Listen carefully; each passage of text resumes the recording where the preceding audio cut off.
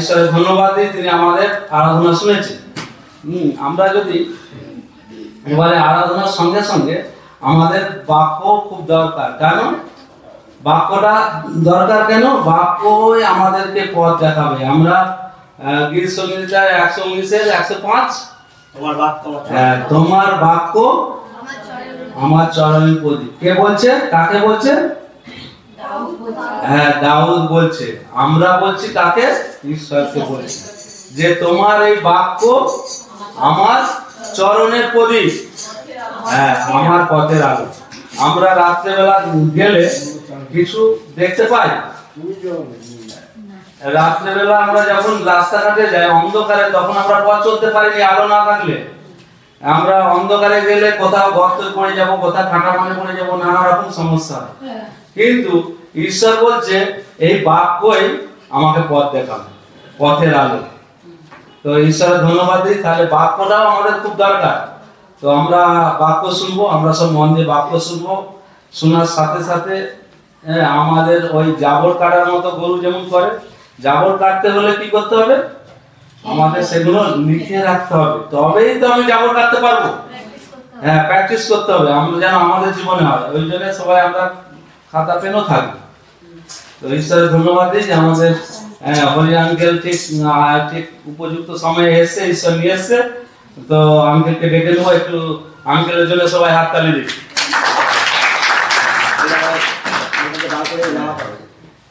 আর ঈশ্বর যেন আঙ্কেলকে সুন্দরভাবে ব্যবহার করে।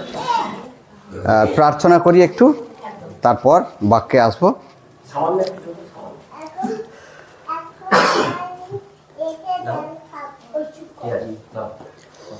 পবিত্র পবিত্র পবিত্র আমাদের বাবা, আমাদের সৃষ্টিকর্তা, তুমি এক এবং অদ্বিতীয়। আর তুমি আছো, আর তুমি ছিলে, আর তুমি থাকবে। তোমার কোনো পরিবর্তন নেই। তাই আমাদের এখানে যতজন আছি, আজকে যে তোমার সান্নিধ্যে আছি, আর প্রভু তুমি তোমার আত্মা দ্বারা তুমি আমাদের প্রত্যেককে চালিত করো। আর প্রভু আমি কিছুই জানি না প্রভু, আমি কিছুই নয় প্রভু, তুমি আমাকে শক্তি দাও। আর প্রভু যেন তোমার সঙ্গে তোমার কথা আমার মুখে তুমি প্রকাশ করতে পারো, আমাকে শক্তি দাও।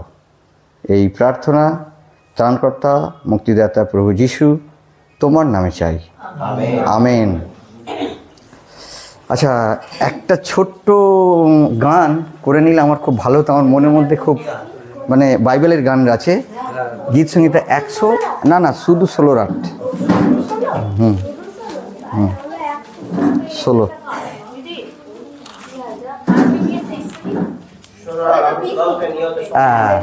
ওটা কারোর জানা আছে কি? আচ্ছা আচ্ছা, ঠিক আছে। প্রভুকে নিয়ত সম্মুখে রাখিয়াছি, আমি সদা প্রভুকে নিয়ত সম্মুখে রাখিয়াছি। তিনি তো আমার দক্ষিণে, তিনি তো আমার দক্ষিণে, আমি বিচলিত হইব না। আমি সদা প্রভুকে নিয়ত সম্মুখে রাখিয়াছি। এই জন্য আমার চিত্ত আনন্দিত, ও আমার গৌরব উল্লাসিত হইল। এই জন্য আমার চিত্ত আনন্দিত, ও আমার গৌরব উল্লাসিত হইল। আমার মাংস নির্ভয়ে বাস করিবে, আমি সদা প্রভুকে নিয়ত সম্মুখে রাখি। অনেক অনেক ধন্যবাদ। হ্যাঁ, আমি তোমার তোমার বসে বসে বসে বসে বসে বলো আজকে। আচ্ছা দাঁড়িয়ে বলো তাহলে।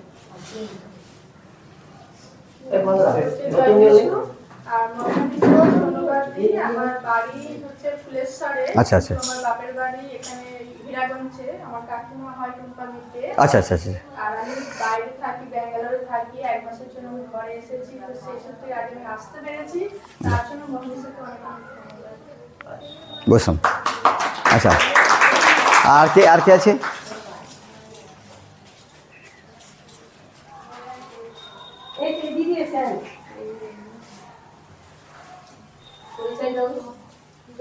জয় বিশ্ব। আচ্ছা আচ্ছা বাহ বাহ আচ্ছা আচ্ছা আচ্ছা ঠিক আছে, থ্যাংক ইউ।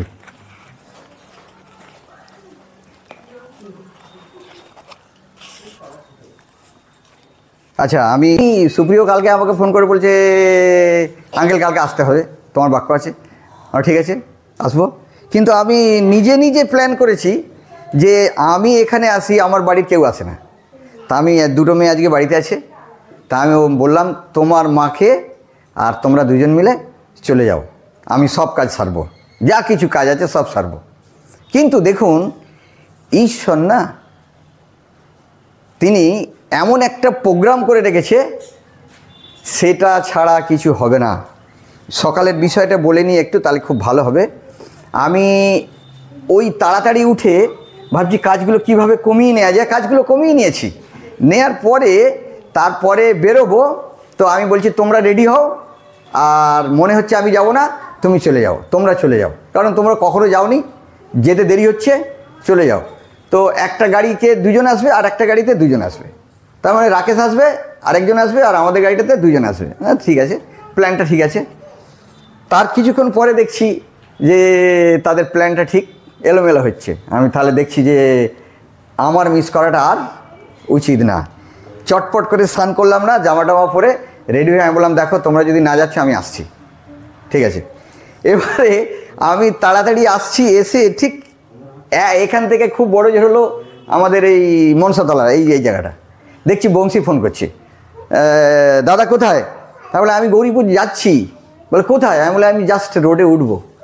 বলছে আমি তো তোমার বাড়িতে। আমি বলি কীরকম? বলে দেখো আমি তোমার রোডের ধারে দাঁড়িয়ে আছি। দেখছি ওর 4 চাকা নিয়ে অসীম আর অসীমের স্ত্রী, বংশীর বাবা, বংশী, 4জন। তা আমি বললাম তাহলে তো তোমরা এখানে এসে গেছো, চলো তোমাদের কী প্ল্যান? বললাম বাবাকে নিয়ে কলকাতা যাব। তাহলে এত দূর আসলে কি হবে, চলো বাড়ি চলো। আবার ওকে নিয়ে বাড়ি গেলাম, বাড়ি নিয়ে গিয়ে টিফিন করালাম, করানোর পরে আমি আবার ওই গাড়িতেই বসে চলে এলাম। আর দেখছি যে অনেক বেলা হচ্ছে। ঠিক টাইমে আমাদের নতুন ঘরেতে নতুন লোক আসার কথা, তো সে ঠিক তাকে আমি টাচ করব, এখানে চলে আসবো, এটা আমার প্ল্যান। কিন্তু সে দিব্যি সেই ঘরে এসে দাঁড়িয়ে আছে। আমি একটা ছেলেকে পাঠালাম, আমি বলি তুমি যাও, আমি আজ যেতে পারবো না। তার সঙ্গে বসে চা খাইয়ে তার সঙ্গে কাউন্সেলিং করে ওকে ছেড়ে দেবে। ঠিক তাই হলো, ছেড়ে দিলাম। কিন্তু এইটা বলার অর্থ হচ্ছে কি জানেন, ঈশ্বর এইখানে যে আপনারা এসেছেন, এটা আপনাদের খুব খুব নিখুঁত কথা বলছি, আপনাদের ইচ্ছাতে নয়। কেন নয় জানেন?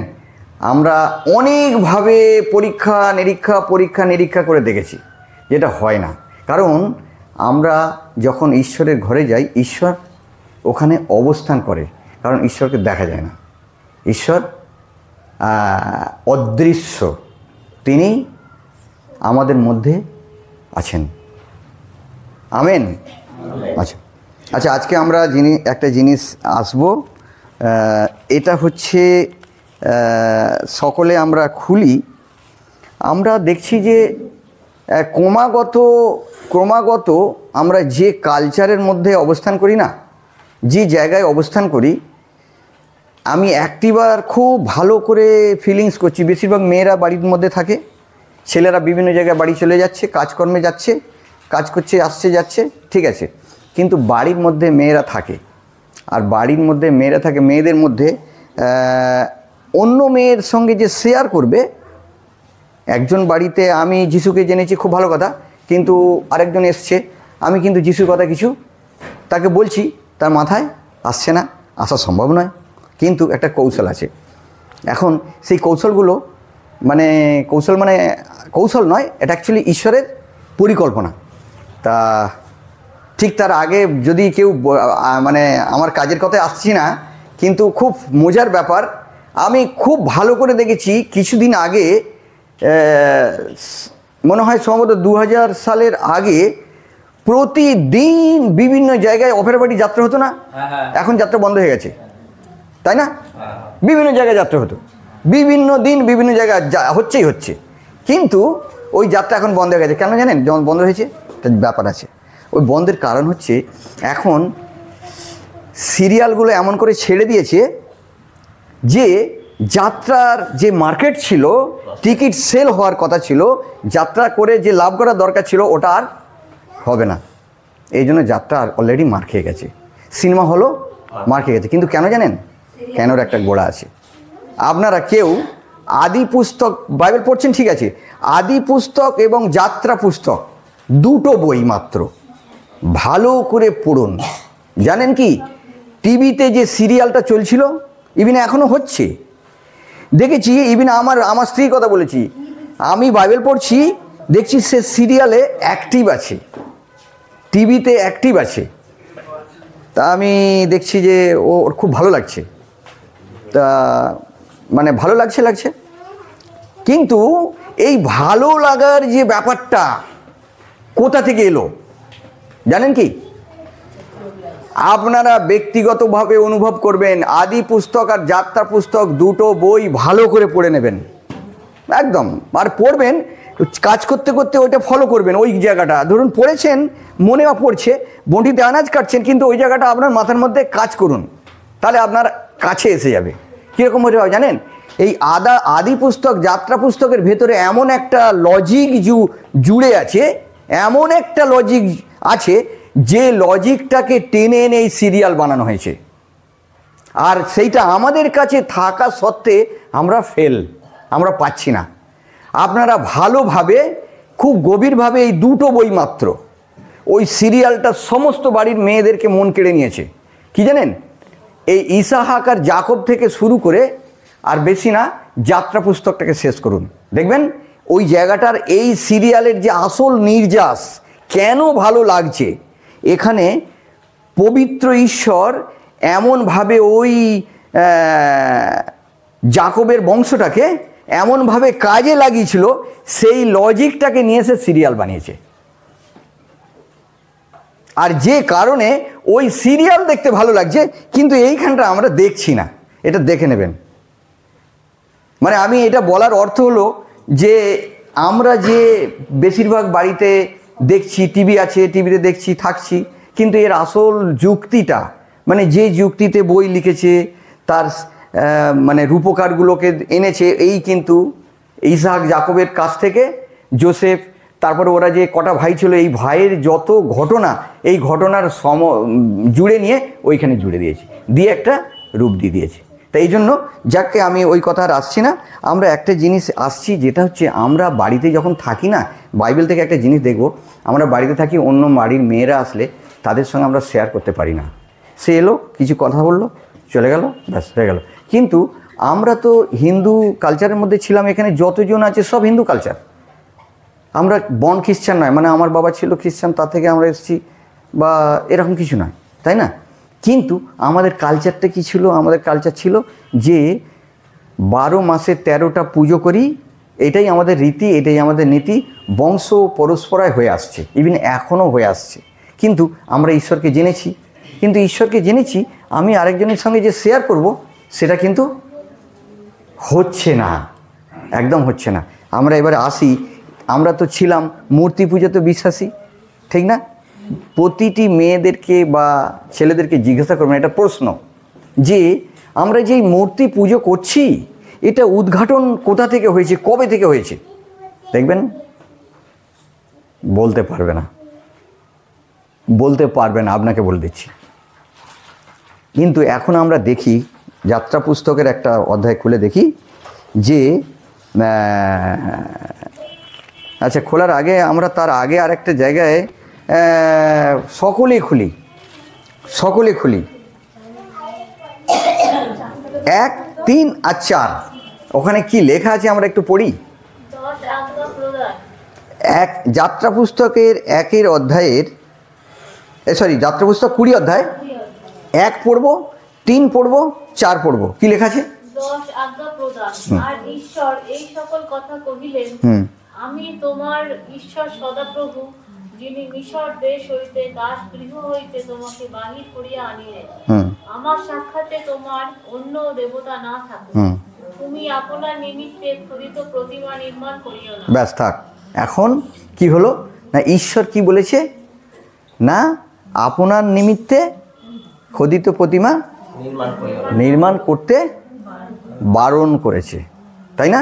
আর আমরা কি করে আসছিলাম, পেছন দিকে কি করে এসছিলাম, করে আসছিলাম তো, তাই তো। কিন্তু এখানে ঈশ্বর কি বলেছে যে আপনার মানে আমার জন্য যেন কখনো আমরা মূর্তি নির্মাণ না করি। এবং তার কাছে কি লেখা আছে, প্রণিপাত। আবার আরও একটু পরে পড়লে বুঝতে পারবো যে আমি তোমাকে সগৌরবে রক্ষণে উদ্যোগী ঈশ্বর, তাই না?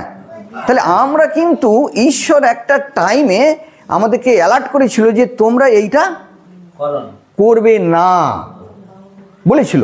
কিন্তু হাই কপাল দেখা যাচ্ছে যে আমরা এই মুষ্টিমেয় আমরা এখানে যতজন আছি, আমি কেন নতুন বলে তুললাম একটা কারণ, এরাও যেন এটা ফিলিংস করতে পারে।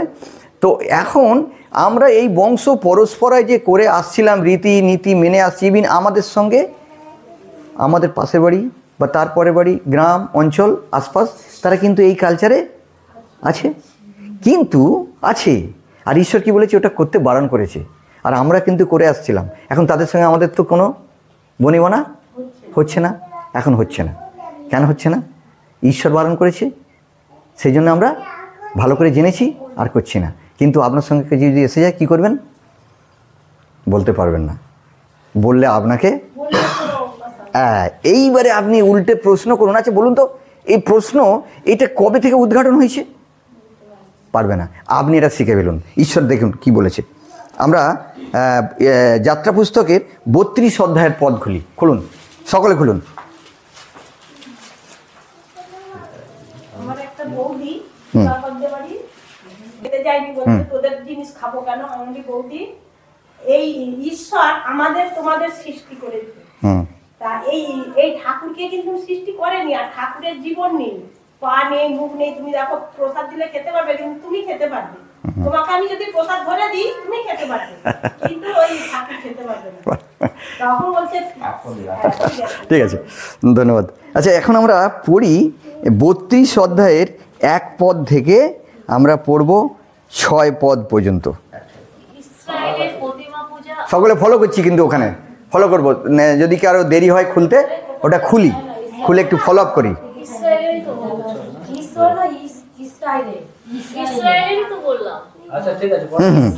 হ্যাঁ, এই প্রতিমা পূজাটা কিন্তু ইসরায়েল থেকেই উৎপন্ন শুরু হয়েছে, আমাদের মানুষরা জানে না। আমরা যাদের সঙ্গে ছিলাম তাদেরকে আমাদের বাড়িতে ব্রাহ্মণ ওই যে মনসা পুজোর জন্য সব পয়সা টয়সা বাড়িতে আনতে আসে, তা আমি ওকে বসিয়ে দিলাম, চা খাওয়ালাম, চা খাইয়ে দিয়ে ওকে একটু ঘাঁটি।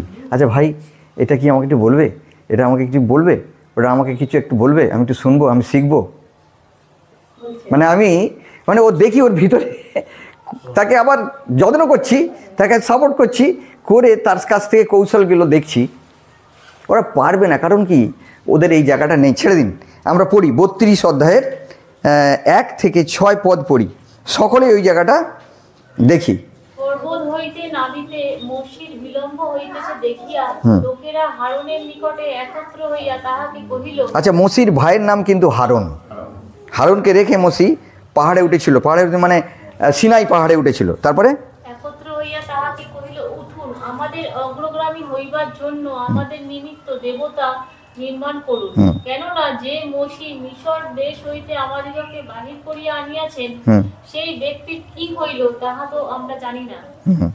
তখন হারন তাহাদিগকে কহিলেন, তোমরা আপন আপন স্ত্রী ও পুত্র কন্যাগণের কর্ণের সুবর্ণ কুণ্ডল খুলিয়া আমার কাছে আনো। তাহাতে সমস্ত লোক তাহাদের কর্ণ হইতে সুবর্ণ কুণ্ডল ও সকল খুলিয়া হারনের নিকটে আনিল। তখন তিনি তাহাদের হস্ত হইতে তাহা গ্রহণ করিয়া শিল্পাস্ত্রে গঠন করিলেন এবং একটি ঢালা গোবৎস নির্মাণ আর করিলেন। এইটা কিন্তু মূর্তির প্রথম উদ্ঘাটন হয়েছিল গরু বাছুর। এটা কিন্তু জেনে রাখুন আমাদের মেয়েরা, এইটার যে উৎস এটা কিন্তু ওরা জানে না, এটা জানে না। তারপরে পড়ুন। গোবৎস নির্মাণ করিলেন। তখন লোকেরা বলিতে লাগিল, হে ইসরায়েল, এই আমার দেবতা, হ্যাঁ। যিনি মিশর দেশ হইতে তোমাকে বাহির করিয়া আনিয়াছেন। আর তারপরে আর হারন তাহা দেখিয়া তাহার সম্মুখে এক বেদী নির্মাণ করিলেন হ্যাঁ এবং হারন ঘোষণা করিয়া দিলেন, বলিলেন, কল্য সদাপ্রভুর উদ্দেশ্যে উৎসব হইবে। আর লোকেরা পরদিন প্রত্যুষে উঠিয়া হোম বলি উৎসর্গ করিল এবং মঙ্গলার্থক নৈবেদ্য আনিল। আর লোকেরা ভোজন পান করিতে বসিল, পরে ক্রীড়া করিতে উঠিল। এখানে দুটো জিনিস, একটা ক্রীড়া করিতে উঠিল মানে কি, খেলাধুলা, আনন্দ, উল্লাস। তার আগে আরেকটা কি জায়গা লেখা আছে যে ওখানে উৎসব হইবে, সদাপ্রভুর উদ্দেশ্যে উৎসব হইবে। উৎসব উৎসব এমনি বিভিন্ন জায়গায় দুর্গাপুজোর হোর্ডিংয়ে লেখা থাকে দুর্গা উৎসব, তাই না? দুর্গা উৎসব, বিভিন্ন জায়গার দুর্গা উৎসব। তাহলে এইটা কিন্তু আজকের উৎসব নয়, এটা সেই ইসরায়েল থেকে উদ্ঘাটন হয়েছে ওই উৎসব। আস্তে আস্তে আস্তে আস্তে আস্তে আস্তে ওটা ডেভেলপ হচ্ছে, ডেভেলপ হয়ে হয়ে এখন নানা রকম মানুষ দিয়াবল তার মাথায় যা কিছু লাগাচ্ছে সেই মতো সে আর্টিফিশিয়ালি ডেভেলপ করে করে আসছে। তা এইটা আমাদের মেয়েরা, আমাদের বাড়ির লোকেরা বা আমাদের যারা প্রভুকে এসেছে জেনেছে, এই মূর্তির যে উৎসটা এটা কিন্তু ক্লিয়ার নয়, এটা কিন্তু সেই আদি থেকে হয়ে আসছে, এটা আজকে নয়। কিন্তু আমরা এটা ফলো আপ করি না, এটা জানি না। এখন ঠিক এই কথাটার পেছনে না, যদি আমরা একদম বাইবেলের শুরু থেকে শেষ পর্যন্ত, একটা তো ঈশ্বর বাক্য একদম শেষে খুলি দেখি দুটো পদ লেখা আছে, এখানেতে এই পদ দুটোতে একটু পড়ি, তাহলে ক্লিয়ার হব, একদম পরিষ্কার হব যে এখানে ঈশ্বর আমাদেরকে কি বলেছে। 18 আর 19 পদটা পড়ি কেউ একজন। প্রকাশিত বাক্যের একদম শেষের লেখাটা, মানে 20টাকে বাদ দিয়ে। যাহারা এই গ্রন্থের বচন সকল শুনে তাহাদের প্রত্যেক জনের কাছে আমি সাক্ষ্য দিয়া বলিতেছি, যদি কেহ ইহার সহিত আর কিছু যোগ করে, তবে ঈশ্বর সেই ব্যক্তিকে এই গ্রন্থে লিখিত আঘাত সকল যোগ করিবেন। আর যদি কেহ এই ভাববাণী গ্রন্থের বচন হইতে কিছু হরণ করে, তবে ঈশ্বর এই গ্রন্থে লিখিত জীবন বৃক্ষ হইতে ও পবিত্র নগর হইতে তাহার অংশ হরণ করিবেন। আচ্ছা, এই লেখাটার মানে আমরা কেউ বুঝতে পেরেছি কি? এই লেখাটার মানে হচ্ছে প্রভুর ওই বাক্যের বাইরে কিছু যদি যোগ করি আমাদের জীবনযাত্রায়, তাহলে বাক্যের যে শাস্তির কথা ঈশ্বর দিয়েছে সব হবে, আমার হবে। আর আমি যদি এ থেকে বাদ দিই তাও হবে। তাহলে মানে এখান থেকে আমার কোনো কিছু করা চলবে না, এটাই আমার জীবনের পথ। ব্যাস। তাহলে এই বাক্যের মধ্যে যা আছে সেইভাবে হয়ে আসছে, আর সেইগুলো আমাদেরকে, মানে এর বাইরে আমাদের যাওয়া যাবে না, আর এর ভেতর থেকেও বাইরে কোনো রকম আমি নিজের মতন করে কিছু যে করব ওটাও করা যাবে না। আমরা আরও একটু মিলিয়ে নিতে পারি, যদি ইব্রিয় পুস্তকের 4:12 পদেতে লেখা আছে বিষয়টা, হ্যাঁ, এবং দ্বিধার খড়গ, মানে কি, যেতেও কাটবে আসতেও কাটবে, এটা। তাহলে এই কথা যে বাক্যের মধ্যে আছে, প্রত্যেকটা কথা একদম নিখুঁত কথা। এই জন্য আমাদের মেয়েরা বেশি করে যেন এই জিনিসগুলো, এই যে ঈশ্বরের এই সরি মূর্তির যে উদ্ঘাটন হয়েছে, মূর্তি কিভাবে উৎপন্ন হলো, কিভাবে হয়ে আসছে, ওটা কিন্তু ওই উৎসব, ওখানে উৎসব এবং আনন্দ, ক্রীড়া, খেলাধুলা। হ্যাঁ, এখন তো হচ্ছে। বিসর্জনের দিনে কি হচ্ছে? বিসর্জন যে এখনকার দেখছি আবার মেয়েরা সব নানা রকমভাবে সিঁদুর মাখছে, ফুর্তি করছে, এমনিভাবে হচ্ছে না। হ্যাঁ হ্যাঁ খেলা, তার মানে কি এটা কিন্তু ওই আগে থেকে না, আগে থেকে হয়ে আসছে। আচ্ছা, আমি এইটার সঙ্গে আরেকটা জিনিস আমার মনে পড়ে যাচ্ছে। এটা আমার মনে পড়ে যাচ্ছে, সম্ভবত 2000 সাল কি 2001-2 সবে হবে এরকম, মানে 2001-2 এরকম হতে পারে। আমি তখন ডায়মন্ড হারবার প্রায় যাতায়াত করতাম। ডায়মন্ড হারবার, রায়চক আর রায়চক ডায়মন্ড বেশি টাইম। তো এখন এই বাইবেলের সঙ্গে কীরকম নিখুঁত ব্যবস্থা, দেখুন ব্যবস্থা কীরকম ক্লিয়ার, এগুলো কীরকম হয়েছে।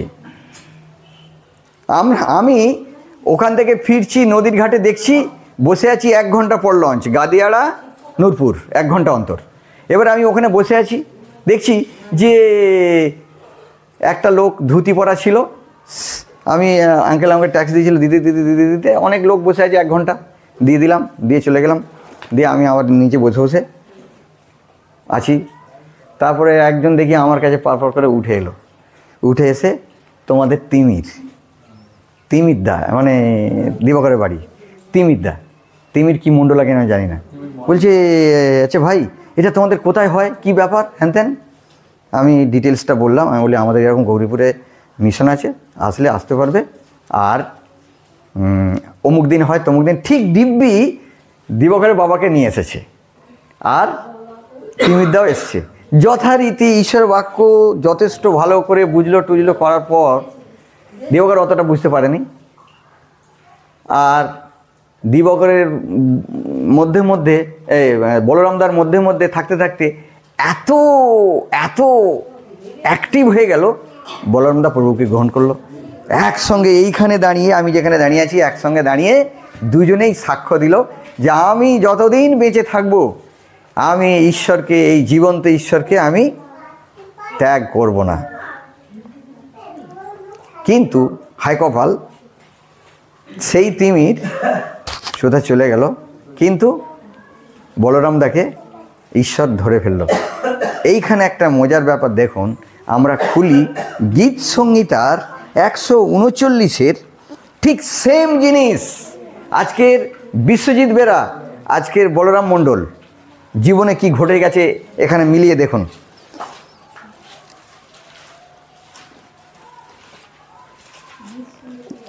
139-এর 13, 14, 15, 16। বস্তুত তুমি আমার মর্ম রচনা করিয়াছো, তুমি মাতৃগর্ভে আমাকে বুনিয়াছিলে। আমি তোমার স্তব করিব, কেননা আমি ভয়াবহ রূপে ও আশ্চর্য রূপে নির্মিত।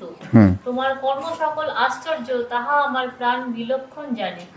আমার দেহ তোমা হইতে লুক্কায়িত ছিল না। ব্যাস থাক। এখন দেখুন,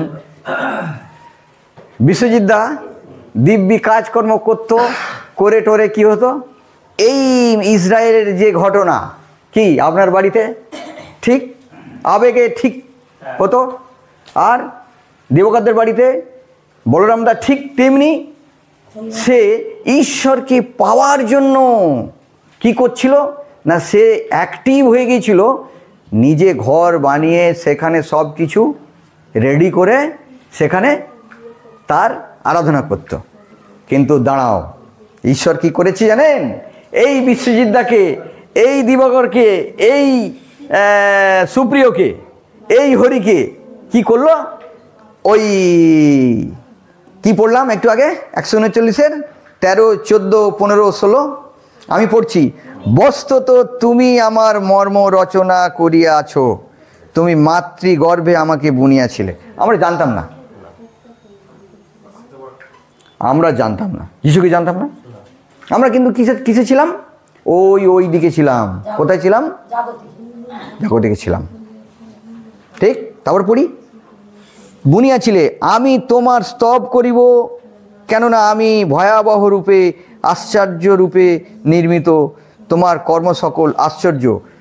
আর আমি যখন মায়ের গর্ভে ছিলাম, যেভাবে আমি আস্তে আস্তে আস্তে আস্তে একটা পোস্ত দানার থেকেও ক্ষুদ্র, সেখান থেকে আস্তে আস্তে আস্তে আস্তে আস্তে আস্তে আস্তে আস্তে হচ্ছে।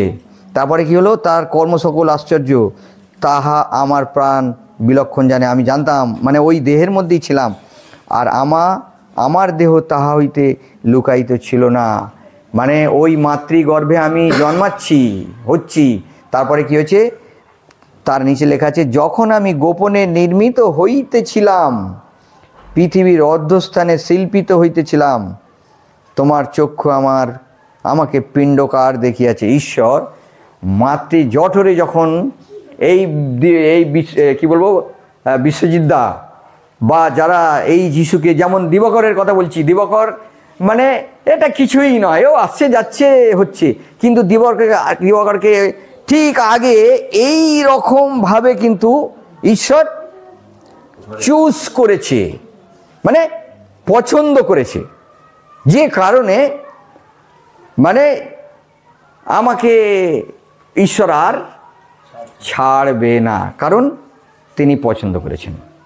কিন্তু একটা সময় কি, ওই মসির ভাই হারন যেটা করেছিল, কি করেছিল, মূর্তি করেছিল, পুজো পাঠ হ্যান ত্যানের মধ্যে, হোমযজ্ঞ নাচ গানের মধ্যে ছিল তো, ছিল। কিন্তু তারপরে কি হলো, ঈশ্বর যদি ধরেছে মানে এইখানে গীত সংহিতা যেটা লেখা আছে যে, হ্যাঁ, তোমার চক্ষু আমাকে পিণ্ডকার দেখিয়াছে, তোমার পুস্তকে সমস্তই লিখিত ছিল, যাহা দিন দিন গঠিত হইতেছিল। আজকের সেইটা বাস্তব মিলন হয়েছে, যেটা আমরা আগে জানতাম না, কিন্তু ঈশ্বর আমাদেরকে ঠিক মানে জন্মের পূর্বাবধি সে কিন্তু মানে লিখে ফেলেছে যে আমি অমুক লোককে আমি ওখানে বুনেছি। দিবাকরের বয়স তো আজকে কম নয়, জন্মের পর থেকে তো এসব তুমি জানতো না, কিন্তু ঈশ্বর দেখো কি তার মিরাকেল, সে আমি ঈশ্বরকে ফেলে দিলেও যায় আসে না, কিন্তু সে ওই যে লিপিবদ্ধ করে রেখেছে। হ্যাঁ, আর একটা কথা দিবাকরের বারবার মনে পড়ে যাচ্ছে, যোহনের 15-16 যদি আমরা একটু ভালো করে পড়ি, ওইখানটা কিন্তু আমরা দেখব যে আমরা নিজেরা, একটু আগে বলছিলাম না যে আপনারা নিজেরা আসলেও কিন্তু আপনারা নিজেরা আসেননি, কিন্তু আপনারা ইমোশনালি মনে হবে ও আমি অমুকের সঙ্গে গেছি, না, আপনার মন বলছে বটে, কিন্তু না, এটা না, হ্যাঁ এটা না। পড়ুন ওই জন্য, যখন 15-16 বের করি,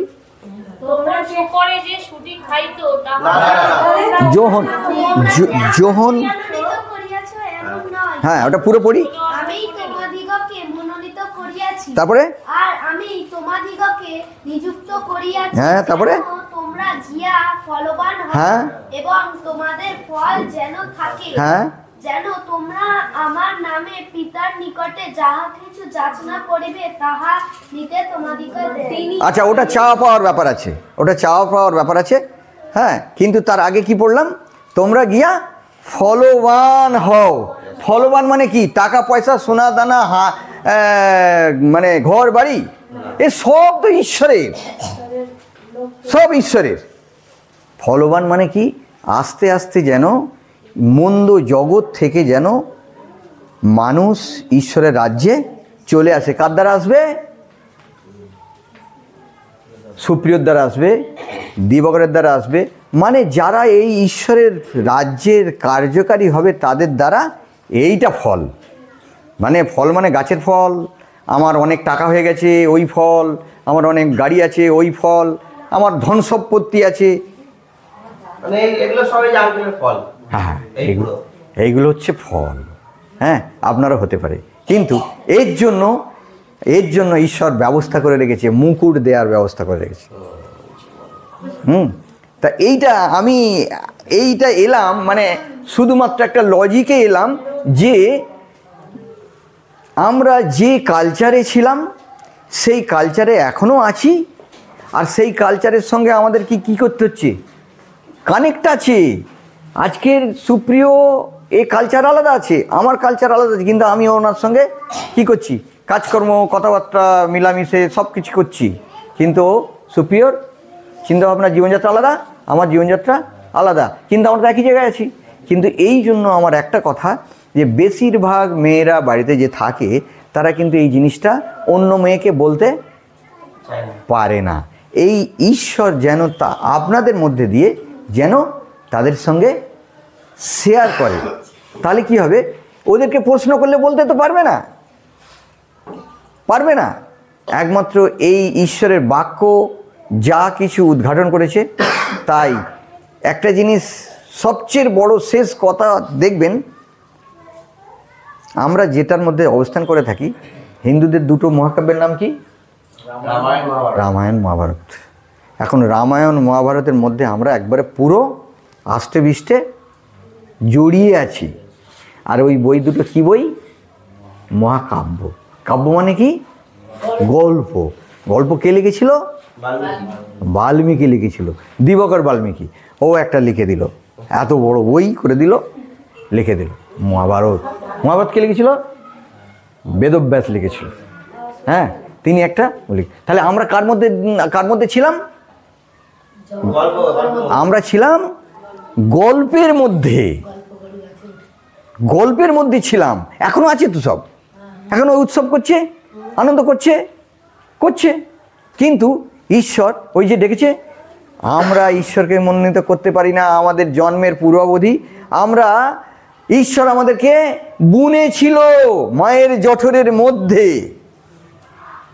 সেই কারণ আমরা আজকের এই গৃহের মধ্যে ঈশ্বরের সঙ্গে অবস্থান করছি। কিন্তু এটা যদি আরও আমরা নিখুঁতভাবে মিলিয়ে দেখি তাহলে গীত সংহিতা 115 খুলি তো,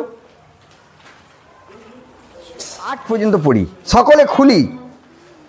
উহাদের প্রতিমা সকল রৌপ্য ও স্বর্ণ, মনুষ্যের হস্তের কার্য, ওটা ঈশ্বর হতে পারে না। তারপরে মুখ থাকিতেও তাহারা কথা কহে না, চক্ষু থাকিতেও তাহারা দেখিতে পায় না, কর্ণ থাকিতেও শুনিতে পায় না, নাসিকা থাকিতেও ঘ্রাণ পায় না, হস্ত থাকিতেও স্পর্শ করিতে পারে না, চরণ থাকিতেও চলিতে পারে না, তাহারা কণ্ঠে কথা কহিতে পারে না। যেমন তাহারা তেমনি হবে তাহাদের নির্মাতারা, আর যে কেহ সেগুলিতে নির্ভর। এই 7 পদের বিষয়টা আমরা খুব স্বচ্ছ করে দেখি। হস্ত থাকিতেও স্পর্শ করিতে পারে না, চরণ থাকিতেও চলিতে পারে না, তাহারা কণ্ঠে কথা কহিতে পারে না। যেমন তাহারা তেমনি হইবে তাহাদের নির্মাতারা, যারা তৈরি করছে। আমি করছি, যেমন ও কিছু করতে পারে না, আমিও ওরই মতো, মানে ঈশ্বরকে জানি না। তাহলে আমরা কোথায় ছিলাম, আমরা এইটার মধ্যে ছিলাম। বুঝতে পেরেছি কিছু, আমরা যে কালচারে ছিলাম আমরা এটা ছিলাম। এখন তাহলে আমাদের ঈশ্বরকে তো আমরা কাছে পাচ্ছি না। দেখুন, যোহন লিখিত সুসমাচার 1 অধ্যায় 1 পদে যদি আমরা দেখি, ওইখানটা ভালো করে, ছোট্ট 2 পদ মাত্র, 2 পদ। আদিতে বাক্য ছিল, বাক্য ঈশ্বর ছিল, আর বাক্য ঈশ্বরের সঙ্গে ছিল। তাহলে কি হয়েছে, এখন বাক্যের তো কোনো আকার নেই, তাই না? বাক্যের কোনো আকার নেই, আর ঈশ্বরেরও আকার নেই। তাহলে কি করে আমরা কোথায় ছিলাম, আমরা এর আগে কোথায় ছিলাম, মানে কাকে আমরা সম্মান দিচ্ছিলাম, কাকে আমরা মাথায় রেখেছিলাম, কার কাছে আমরা প্রণিপাত করছিলাম, কার কাছে? হ্যাঁ, যা কিছু নেই। এই যে বাইবেলের শেষের পদটা দেখলাম, যে ওইটাকে যদি আমরা অ্যানালিসিস করি তাহলে কিন্তু এর ভেতরে আরও অনেক রহস্য লুকিয়ে আছে। আমরা ঈশ্বরের এই বাক্যের নিগূঢ় তত্ত্বটাকে যত আমরা মানে অ্যানালিসিস করব, তত আমরা ওই পেছনের কথাটা যে আমরা ওর মধ্যে কিছু যোগ দিতে পারবো না আর ওর মধ্যে কিছু নিতেও পারবো না, কারণ ঈশ্বর যা এর মধ্যে লিপিবদ্ধ দিয়ে দিয়েছে এটাই আমাদের কাছে মহা অস্ত্র। এর থেকে বাইরে আর একটা কী কথা জানেন, রামায়ণ মহাভারতের ওপরে কোনো লেখা নেই, পবিত্র লেখা নেই। দেখবেন তো ভালো করে, এতে কি লেখা আছে?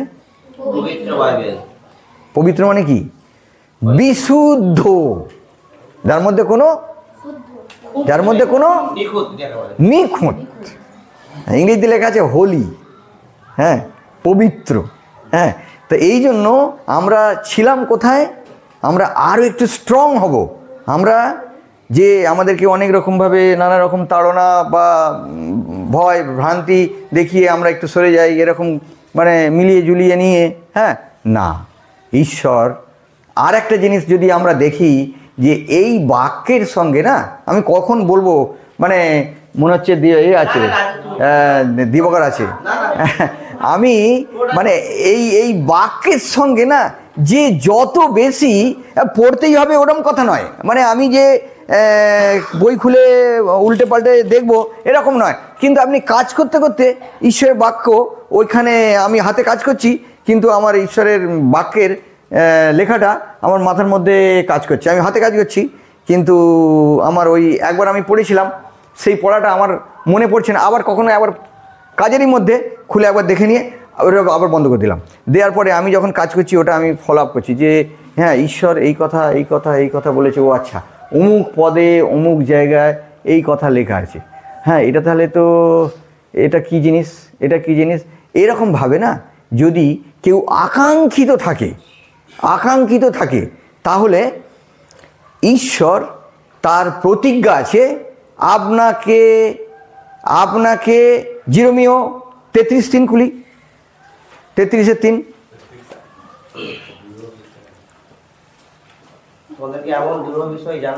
হ্যাঁ, যদি কারুর আকাঙ্ক্ষা থাকে তাহলে কিন্তু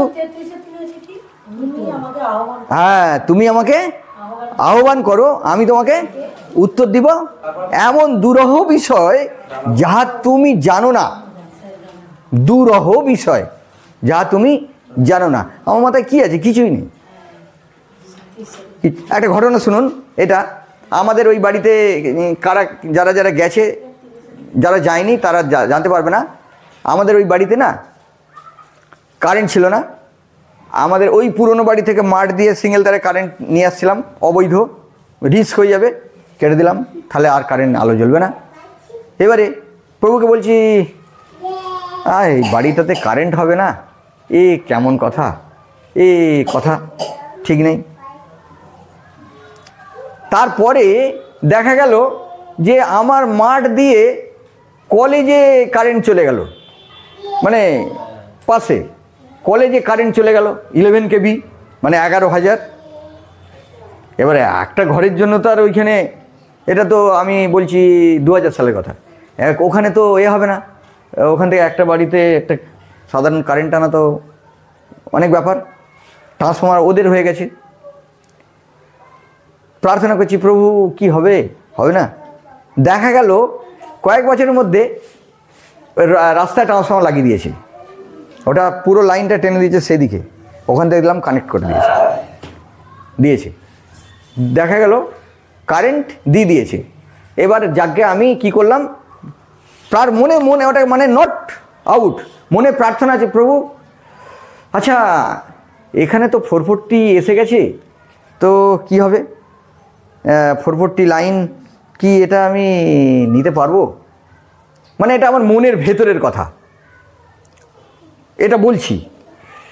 হঠাৎ একদিন যখন এই আসেনি, কারেন্ট আসেনি, মানে কি বলবো, ট্রান্সফর্মার দেয়নি, কলেজে ট্রান্সফর্মার দিয়েছে। একদিন আমি দেউলটি কারখানাতে যাব, সকালে খাওয়া দাওয়া রেডি, আমি বেরোবো, সেই টাইমে দেখছি আকাশে বৃষ্টি এসে গেল। এবার ভাত খেয়েছি সকালে, বৃষ্টি এসে গেল, বৃষ্টি আসতে যাওয়ার পরেতে দেখছি ঘুম এসে গেল, বৃষ্টি হচ্ছে আর বসে আছি, ঘুমিয়ে পড়েছি। ঘুমিয়ে পড়ার পরে বৃষ্টিটা হচ্ছে, 9টা বাজে বৃষ্টি হচ্ছে। কিছুক্ষণ পরে ঘুমটা ভাঙার পর দেখি একজন লোক ওই বৃষ্টি হচ্ছে বলে আমাদের ওই জায়গাটা, তার গায়ে বৃষ্টি যাতে না লাগে সে ওখানে ঢুকে গেল। সে ইলেকট্রিক অফিসের লোক। তা আমি জিজ্ঞাসা করলাম, আচ্ছা দাদা কোথায় যাবেন? বসুন। বৃষ্টিতে ভিজে গেছেন। না, আমি ইলেকট্রিকের সার্ভিসের লোক। দেখি তার সঙ্গে আমি বলি, আপনার সঙ্গে একটু কথা বলবো? বলে হ্যাঁ বলুন। আমি বললাম যে আচ্ছা, ওখানে তো ট্রান্সফর্মার আছে 11 kV কলেজের, আমাদের তো এদিকে নেই, তাহলে কি করা যেতে পারে? এখানে ট্রান্সফর্মার নিয়ে 440 নেওয়া যেতে পারে? বলছে আপনার কি এরকম ইচ্ছা আছে? হ্যাঁ আমার ইচ্ছা আছে। বলছে একটা কাজ করুন, আপনি একটা সময় দিন, আপনি আমার সঙ্গে একটু যোগাযোগ করুন। ঠিক যোগাযোগ করার আগে দেখছি, তারপরে আমি যোগাযোগ করার কথা বলেছি, আমি যোগাযোগ আর করিনি। তারপরে দেখছি ওখানে ট্রান্সফর্মার পোল পোঁতা হচ্ছে, ট্রান্সফর্মার লাগাচ্ছে। তাই আমি তাহলে ওই লোক তো, আমি যোগাযোগ করলাম না, দেখি ওখান থেকে একটা কানেক্ট করে দিল কলেজ থেকে ওই রাস্তায় দিয়ে ওইদিকে লাইনটা পাঠিয়ে দিচ্ছে। তা আমি বলি তাহলে তো লোকের সঙ্গে যোগাযোগ করবো কি? তার আগেই অলরেডি লাইন হয়ে গেছে, আমি আর যোগাযোগ করি না। তারপরে দেখি আবার একদিন এসে গেছে, ওই লোক নয় অন্য লোক। তা আমি বললাম যে এরকম করা যাবে, কি করা যায়? আমার ফোন বাজছে না। 3 বছর পর প্রদান হয়েছে। ঈশ্বরের ধন্যবাদ দিই। তার ছেলে ও খুব শক্তিশালী পয়সালা লোক। তার ছেলে গত সোমবার দিন আমাকে ডেকে 1 ঘন্টা ধরে তার হোটেলে, এখন হোটেল বানিয়েছে রাস্তার গায়ে, হোটেল অনিতা, আমাদের বাড়ির ঠিক সামনেই। তো এই কথাগুলো ওর বাবা আমার প্রতি যা অত্যাচার করেছে, যা প্ল্যান করেছে, যা পরিকল্পনা করেছে, আজকে তার ছেলে অনুশোচনাতে মানে কি করবে কি করবে না সে জানে না, ছেড়ে দিলাম। ঈশ্বরের এরকম একটা অনুগ্রহ যে ওই পিছনের কথা আবার ফিরে যাই, ওই দিকে আর আমাদের মেয়েরা ওই পুরনো বিষয়ের দিকে আমাদের আর যতই আমাদের কাছে লোক আসুক, তাদেরকে বরং আমরা এই কনভিন্স করে জানাতে পারি যে তোমাদের এই অজানা জিনিসটা আমাকে বলো, নাহলে আমি তোমায় বলি। এরকম সমস্ত বিষয়ের জিনিস আমাদেরকে শেয়ার করা ওদের সঙ্গে উচিত, যদি সে কৌশলের মধ্যে আসে। যাকে যে কথাটা আমি আসছিলাম, তো এবারে কি হলো, তারপরে দেখা গেল আমি আবার যোগাযোগ করলাম। আমি বলি আচ্ছা, যে আমি যদি 440 লাইনটা, এখানে তো ট্রান্সফর্মার এসে গেছে, যদি নেই কি করা যেতে পারে? এটা তো আমার ওদিকের লাইনটা আছে, কিন্তু এইটা যদি নিয়ে রাখি তাহলে কি হয়? বলে আমি 20,000 টাকা মানে একজন লোক দিয়ে গেছিলো, আমি লক করে রেখেছি, মানে যে যদি ওই টাকাটা ইলেকট্রিক পারপাসে লাগিয়ে দেবো, লক করা আছে। তারপরে কথা বলতে বলছে হ্যাঁ হয়ে যাবে, এই পেপারগুলো রেডি করুন, পলিউশন করুন, আর হচ্ছে নো অবজেকশন করুন, আর প্রভিশনাল করুন, মানে পঞ্চায়েত থেকে যেটা দেয় ওটা হচ্ছে হ্যাঁ প্রভিশনাল, যেটা পঞ্চায়েতের যেটা ট্যাক্স, ট্যাক্স, পঞ্চায়েতের ট্যাক্স, এগুলো করুন, হয়ে যাবে। আমি এগুলো পরপর করে ফেললাম। করে ফেলার পর সব পেপারগুলো সাবমিট করে দেওয়ার পর কোটেশন আসলো। এবার ওই 20,000 টাকা ওখান থেকে তুলবো, লক করা রাখা আছে। ও বাবা, সে 20টা পয়সাই নেই সেখানে, ঠিক তোমার মতন একদম কেস হয়ে গেছে। এইবারে 20টা পয়সাই নেই, 20,000 টাকা ওখানে। মাথাটা আমার খারাপ হয়ে গেল। আমি বলি কী ব্যাপার, এত দূর পর্যন্ত আগিয়ে, মানে শয়তান কীরকম কাজ করছে। হ্যাঁ, কিন্তু আবার ঈশ্বর ঠিক সাপোর্ট দিল, ওই লাইনটা নিয়ে নিলাম, মানে হলো। ঠিক এইরকমভাবে না, আপনি জেনে রাখবেন, শয়তান আপনার পিছনে সদা সর্বদা লেগে আছে, একদম কোনো ভুল নেই। আর ঈশ্বর আপনার সঙ্গে আছে। আর আরেকটা জিনিস, মিলিয়ে মিলিয়ে প্রতিদিন দেখুন দ্বিতীয় বংশাবলীর ওই 15 অধ্যায়ের 2-3 পদটাকে খুব অ্যানালিসিস করব যে আমরা যতদিন সদাপ্রভুর সঙ্গে থাকি ততদিন তিনিও আমাদের সঙ্গে আছেন মানে কি থাকবে, এটা প্রতিজ্ঞা মানে কোনো রকম ভুল নেই। ঈশ্বর তার এই আপন বাক্যেতে আশীর্বাদ করুক। আমি সকলকে জয় যিশু।